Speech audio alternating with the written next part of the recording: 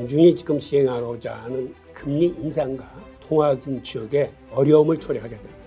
즉, 제때 금리 인상을 못하고 통화 긴축조차도, 즉 양적 긴축조차도 원래 계획한 대로 제대로 시행하지 못하면 인플레이션이 장기화됩니다.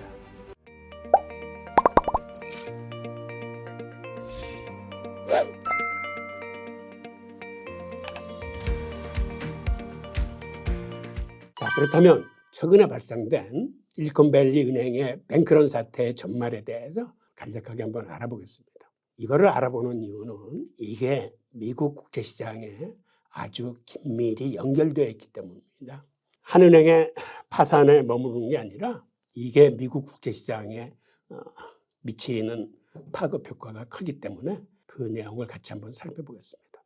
2020년 들어서 팬데믹 사태 이후에 사실 굉장히 호황을 보인 분야가 있었는데 그게 다름 아닌 실리콘밸리의 스타트업에 대한 투자가 엄청나게 늘어났습니다. 즉 그렇게 스타트업의 투자가 늘어나다 보니까 스타트업들이 갖고 있는 돈들이 많아지면서 그 돈들이 실리콘밸리 은행의 예금으로 폭증하기 시작했습니다. 근데 은행업이라는 건 전통적으로 시장에서 단기 차익, 즉 예금이나 은행채를 발행한다거나 이렇게 단기에 자금을 구해서 이거를 장기로 대출해 주면서 그 이자 차익을 따먹는 그러한 수익 모델인 거는 여러분들도 잘 아실 겁니다. 그런데 최근 들어와서 미국의 장단기 금리가 역전됐습니다. 그 얘기는 무슨 얘기냐면 원래는 장기로 돈을 빌려주는 거는 기간이 오래돼서 리스크가 더 크기 때문에 단기 자금보다는 금리가 더 높아야 됩니다. 그런데 이게 역전됐다는 얘기는 거꾸로 3개월이나 2년물 단기금리가 높고 10년이나 30년 이렇게 빌려주는 장기금리가 단기금리보다 더 낮은 기이한 현상이 벌어지고 있는 걸 의미합니다. 장단기 금리가 역전되면 그 외에는 어김없이 경기 침체가 찾아왔습니다. 이게 왜 그러냐면 장단기 금리가 역전되면 은행들이 전통적인 대출 활동을 잘 할 수 없게 됩니다. 그러니까 은행들은 단기 금리를 모아서 장기로 빌려주면서 그 이자 차익을 따먹는 장사인데 단기 금리가 더 높으니까는 그걸 모아서 대출을 해주면 이제는 대출을 해줄수록 손해보는 장사를 하게 됩니다. 그렇게 되면 은행들의 대출 공급이 확 줄어들면서 그로 인해서 사실은 경기 침체가 들이닥치는 겁니다. 마찬가지로 실리콘밸리 은행도 그런 식으로는 대출 활동을 많이 해줄 수 없기 때문에 들어온 예금액은 많고 이거를 적정하게 굴리기 위해서 미국의 10년물 국채나 모기지 증권에 투자를 하게 됩니다. 그래서 그들의 고객 예치금 1,730억 달러 중에서 그들이 매도 가능한 채권이나 증권을 사들인 게 288억 달러였었고 그 다음에 10년이면 10년 만기까지 보유해야 되는 증권이나 채권이 953억 달러였었는데 문제는 매도 가능 채권이나 증권이 이렇게 시중금리가 치솟으면서 채권 가격이 급락한 데 있습니다. 그러다 보니까 예금자들이 예금을 찾으러 오는 데 대비한 돈들이 모자르니까 이 매도 가는 증권을 매각하는데 자기들이 산 가격보다 한 18억 달러의 손실을 받습니다. 그리고 이 손실을 보기 위해서 유상증자를 실시했었는데 유상증자에 실패하게 됩니다. 그러니까 이러한 소식이 루머로 쫙 퍼지면서 실리콘밸리 은행이 위험해진 모양이다 라고 루머가 들면서 곧 있어서 무디스가 신용등급을 하락할 것이다 라는 얘기가 들리자 사실은 VC, 벤처 캐피털들이 자기가 투자한 스타트업에 알리기 시작했습니다. 뭔가 낌새가 이상하니까 일단 은행 예치금을 빼라 라고 해서 자그마치 하루 사이에 인터넷 뱅킹으로 420억 달러가 인출이 됩니다.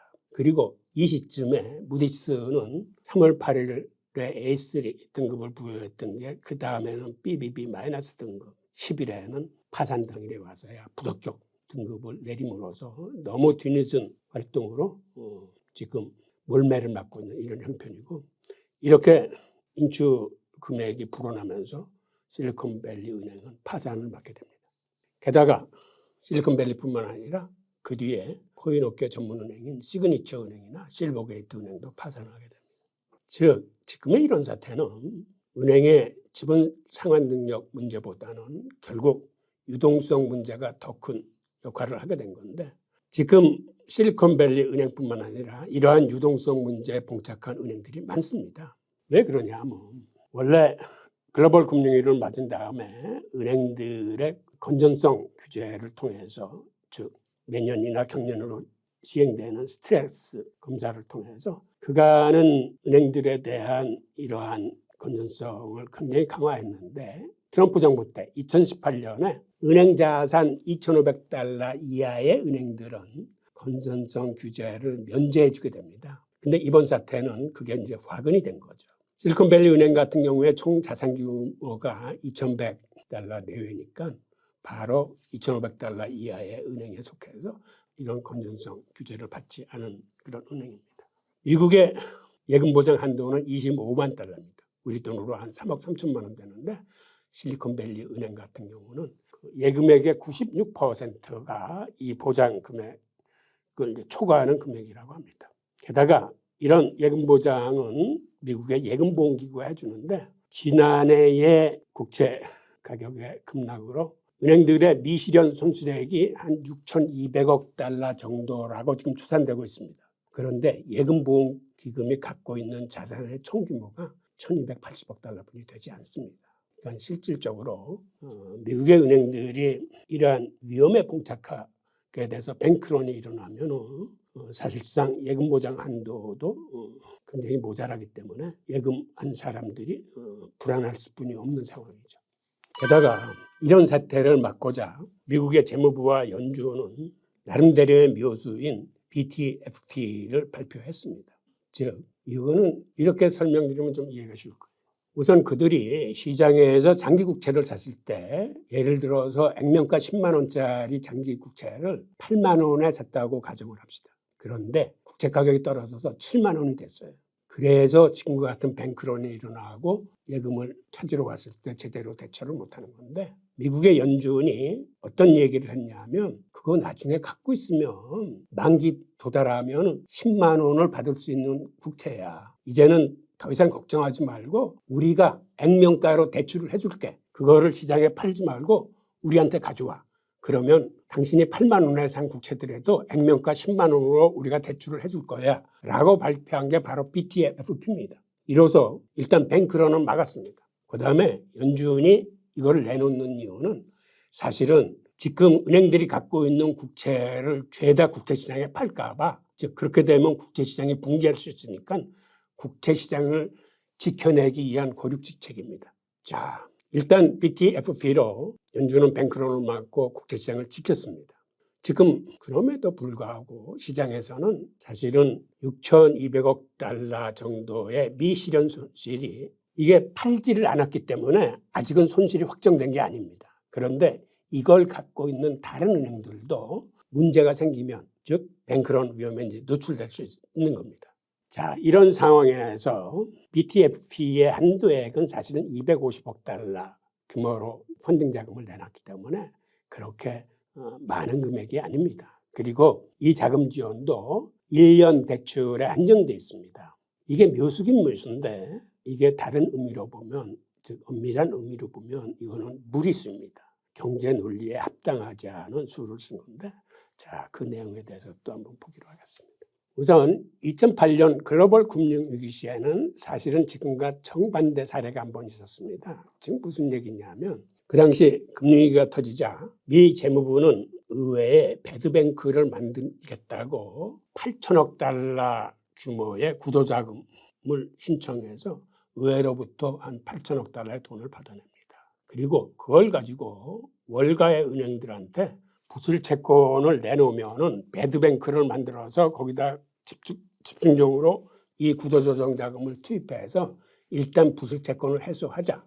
그래서 신뢰를 회복해가지고 은행을 정상화시키자라고 했을 적에 월가의 구루들, 즉 원로들이 이 안에 반대했습니다. 왜 그러냐면 당시 부실 채권을 내놓으면 그거는 헐값에 휴지로 전락해서 돈을 거품 건지지 못할 것을 알기 때문에 월가의 은행들이 반대한 겁니다.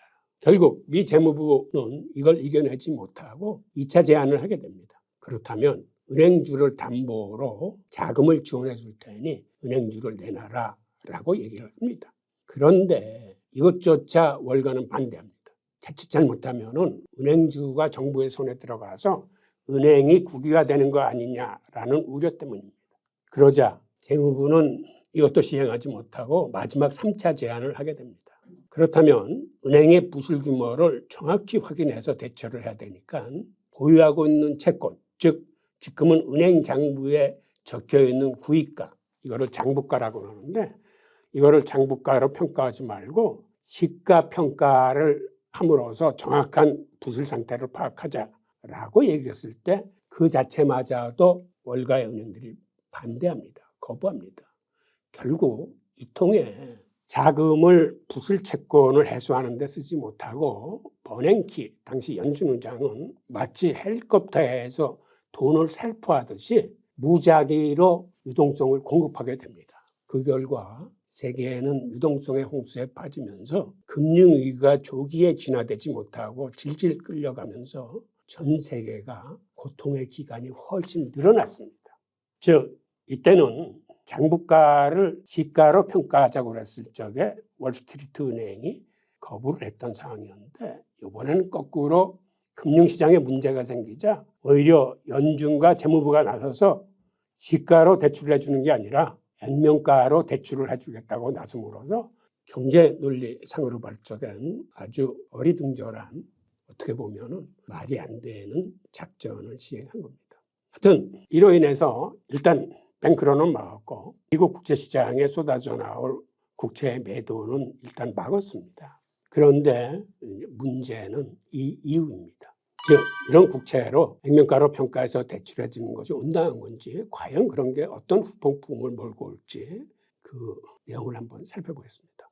자, 그럼 국채의 액면평가 대출이 가져올 후폭풍에 대해 한번 알아보겠습니다. 우선 첫째, 은행의 모럴 해저드를 조장하고 있습니다. 즉 그들이 투자할 적에도 첫째, 안전성을 근거로 고객에 맡긴 자금을 건전하고 안전하게 운용을 해야 되는데 그들이 안전자산이라고 믿었던 국채의 투자는 결국은 위험자산에 투자를 함으로써 위험을 초래한 사실입니다. 즉 이렇게 장부가로도 아닌 액면가로 대출을 해줌으로써 이제는 많은 은행들이 오히려 시중에서 가격이 하락한 국채를 싸게 사서 이거를 액면가로 대출받을 수 있는 이러한 이상한 모럴 해저드에 빠져들 수도 있는 이러한 유인책을 내놨다는 게 문제고, 두 번째는 은행이 국채를 담보로 이렇게 대출을 확대하면 이거는 결국 통화 팽창을 일으키게 돼서 지금 연준이 하고 있는 긴축 정책에 역행하는 겁니다. 즉 그 다음에 이렇게 국채시장이 불안해지면 연준은 지금과 같은 긴축 정책의 스탠스를 유지하기가 굉장히 힘들어집니다. 즉 금리 인상과 통화 긴축에 어려움이 발생합니다. 이 얘기는 인플레이션을 제때 잡지 못하고 연준의 긴축 정책에 걸림돌이 됩니다. 즉 연준이 지금 시행하고자 하는 금리 인상과 통화 긴축에 어려움을 초래하게 됩니다. 즉 제때 금리 인상을 못하고 통화 긴축조차도, 즉 양적 긴축조차도 원래 계획한 대로 제대로 시행하지 못하면 인플레이션이 장기화됩니다. 그 얘기는 미국의 고금리 기조가 더 높게, 더 오래 길어지면서 일반인들이 받는 고통의 기간이 더 길어지는 걸 의미합니다. 그렇게 고금리 기조가 길어지면 또 어떤 문제가 발생하냐 하면 그 사이에 어떤 돌발 변수가 발생할지 모르는 그런 돌발 변수의 확률이 높아지는 걸 의미합니다. 자, 이번에 발표한 미국 CPI를 잠깐 들여다보면 이번에 소비자 물가 지수가 약간 떨어져서 6%에 발표됐고 그 다음에 근원 인플레이션은 5.5%에 발표됐습니다. 그런데 이게 지난달보다 떨어져서 발표된 건 좋은데 문제는 내용을 들여다보면 이 왼쪽에 검은 그래프에서 보듯이 맨 밑에 있는 서비스 물가 지수는 계속 급격하게 올라가는 걸 볼 수 있습니다. 오히려 위에 있는 맨 위에 초록색은 그 에너지 관련 상품이고 그 다음에 있는 게 식음료 가격 지수입니다. 그리고 나머지가 이제 상품 지수인데 이런 것들은 인플레이션이 줄어들고 있습니다. 반면에 서비스 지수가 이렇게 급격하게 올라간다는 얘기는 다시 얘기해서 향후 상당 기간 인플레이션이 5%대에서 굉장히 오랜 기간 횡보할 것이라는 것이 예상되고 있습니다. 그래서 지금의 인플레이션은 이렇게 많이 하향 추세로 갖고 있긴 하지만 이게 한계가 있어서 앞으로 상당 기간 동안 5%대에서 횡보할 거다. 그리고 또 하나 경제학자들이 얘기하는 건 이제 임금 인상이 평균 5%대에서 계속 올라가고 있기 때문에 이 근로자들의 임금 인상만큼의 인플레이션은 향후 오랜 기간 동안 지속될 거라고 얘기를 하고 있습니다.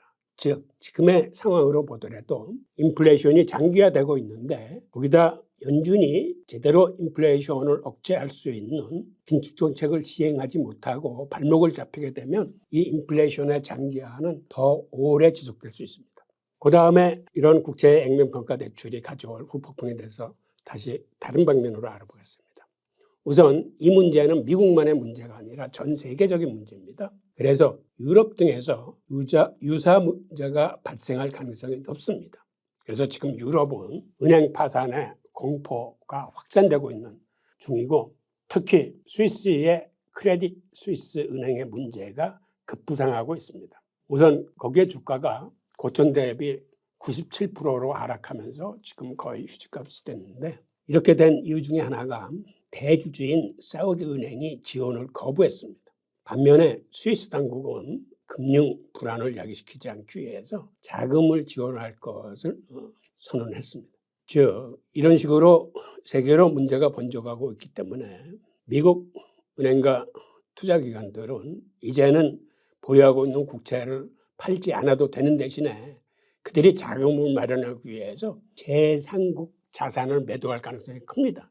즉 제3국 재산이라 하면 그들이 갖고 있는 일본 국채라거나 한국의 주식이라거나 이런 걸 팔게 될 텐데 그러니까 우리 한국 같은 경우가 이런 데 불똥을 맞아서 우리 주식시장과 채권시장이 약세에 돌입할 가능성이 큽니다.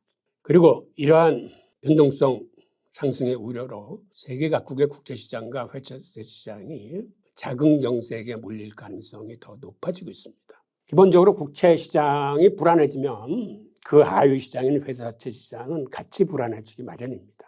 즉 변동성 지수, 즉 유동성 경색은 세계적인 자금 경색을 불러서 채권 시장의 자금 경색이 이제 도드라질 우려가 있습니다. 지금 같은 경우에 세계의 구루들이 어떤 얘기를 하고 있을까요? 여러분들이 잘 아시는 레이 달리오 같은 경우는 실리콘밸리 은행의 파산은 이게 탄광 속의 카나리아가 우는 것과 같은 현상이다.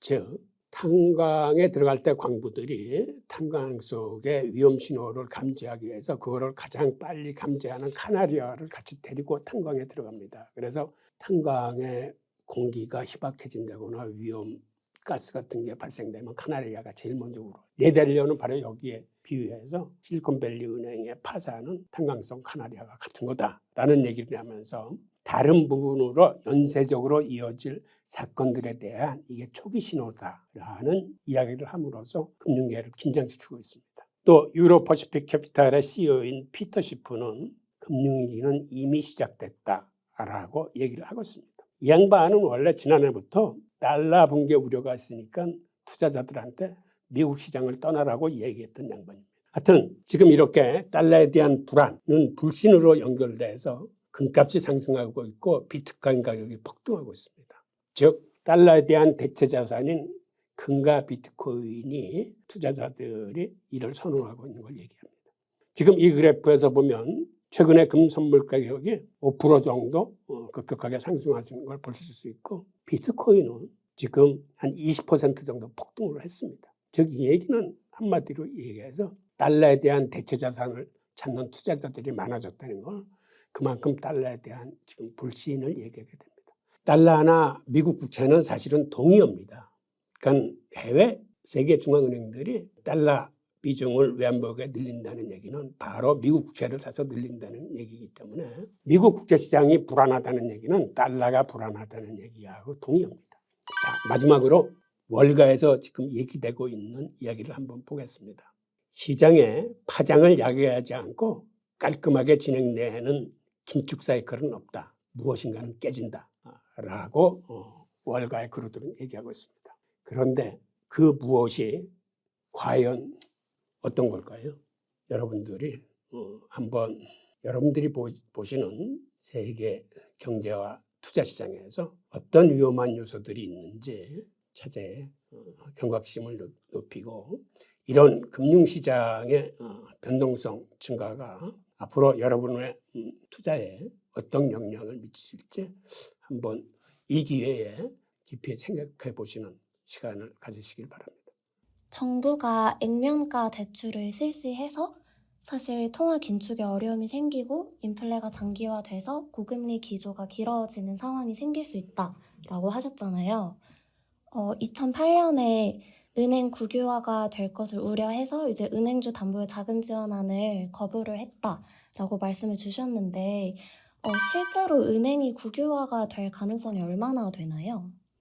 사실은 국유화가 될 가능성은 그렇게 크지 않습니다. 그때 미국 정부가 은행주를 맡기고 자금을 지원받으라 했던 거는 일시적인 그 자금 경색을 풀어주기 위해서 했던 건데 그거를 빌미로 혹시 정부가 월가의 은행들을 국유화시키려는 꿍꿍이가 아닌가라고 월가의 그루들이 좀 미리 걱정한 측면이 크다고 생각해요.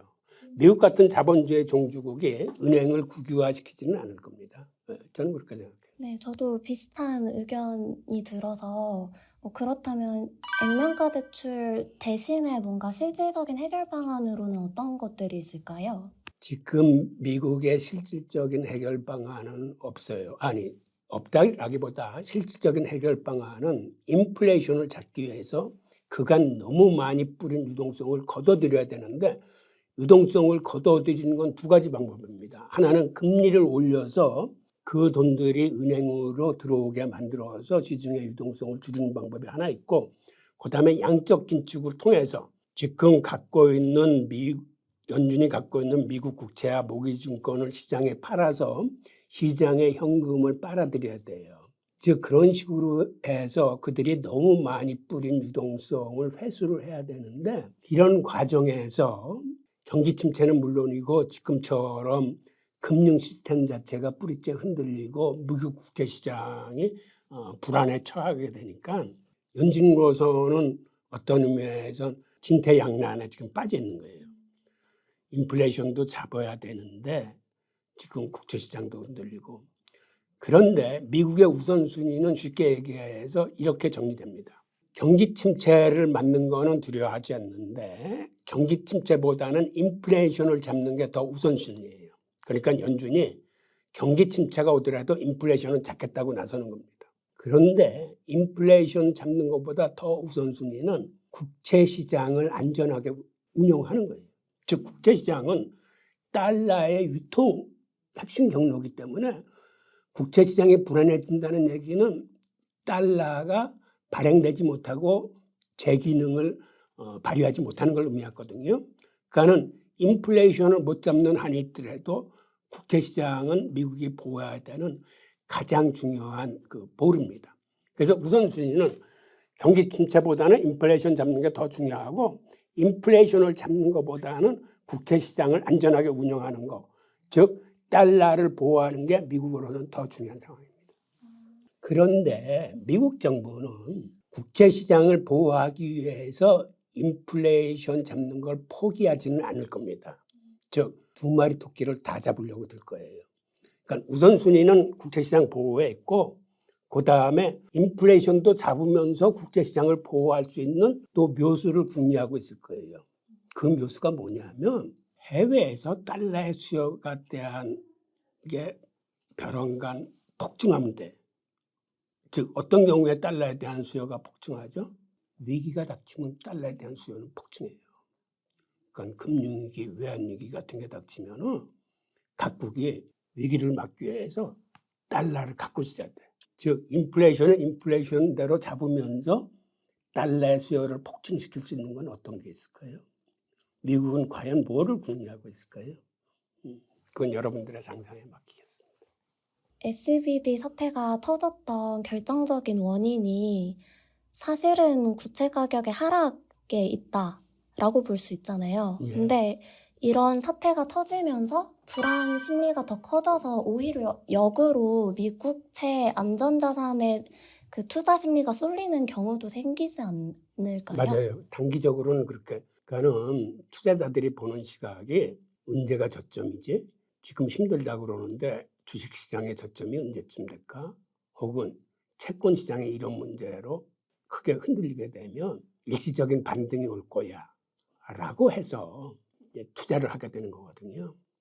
그러니까 최근에 예를 들어서 10년물 국채 가격이 위기가 터지자 4%를 넘게 뛰어올랐습니다. 그 얘기는 그만큼 국채 가격의 하락이 급격하게 떨어졌다는 걸 의미하거든요. 그때 상황이 좀 풀리자, 즉 연준이 이거를 막아주겠대, 액면 가격으로 대출해주겠대라는 소식이 들리자 다시 이게 채권 가격이 팍 튀어오르면서 금리가 내려갔거든요. 바로 투자자들은 이러한 거를 노립니다. 아, 지금 너무 많이 빠졌어. 지금 들어가야 돼. 그래서 막 3배수 같은 데 배팅하고 들어가는 거예요. 그런데 우리 투자자 여러분들은 그렇게 하지 말아주셨으면 좋겠어요. 그게 지금 같은 상황에서는 위험할 수 있습니다.